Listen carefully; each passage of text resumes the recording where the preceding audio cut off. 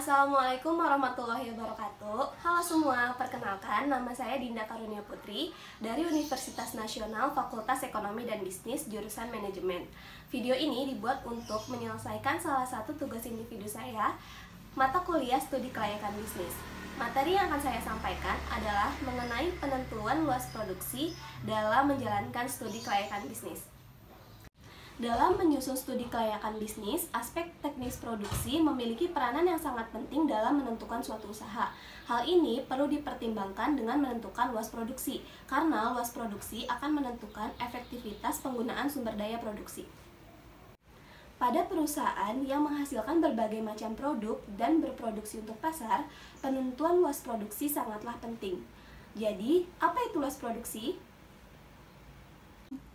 Luas produksi adalah kuantitas unit produksi yang seharusnya dihasilkan pada periode tertentu dalam rangka mencapai keuntungan yang optimal. Luas produksi dapat dilihat dari segi ekonomis dan segi teknis. Dari segi ekonomis, yaitu yang dilihat adalah berapa jumlah produk yang dihasilkan dalam waktu tertentu dengan biaya yang paling efisien. Sedangkan dari segi teknis, yang dilihat adalah jumlah produk yang dihasilkan dalam waktu tertentu dengan mempertimbangkan kemampuan mesin dan peralatan serta persyaratan teknis lainnya. Faktor-faktor dalam menentukan luas produksi, yang pertama, batasan permintaan dapat diketahui dengan analisa market share. Yang kedua, kapasitas mesin serta peralatan yang dimiliki. Yang ketiga, jumlah dan kemampuan tenaga kerja dalam proses produksi. Yang keempat, kemampuan keuangan dan manajemen perusahaan.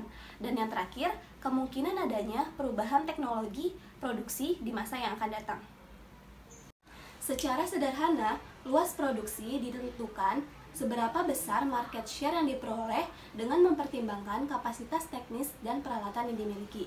Namun demikian, terdapat beberapa metode yang dapat digunakan dalam penentuan luas produksi yang optimal. Di antaranya, yang pertama, pendekatan konsep marginal cost dan marginal revenue. Pada pendekatan konsep ini, luas produksi akan optimal tercapai pada saat marginal cost sama dengan marginal revenue.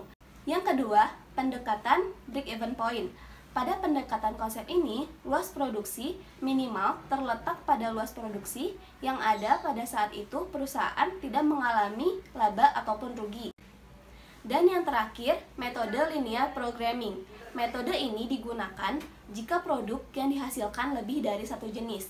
Jika produk yang dihasilkan lebih dari satu jenis, maka digunakan pendekatan grafik. Dan produk lebih dari dua jenis dapat digunakan metode simplex.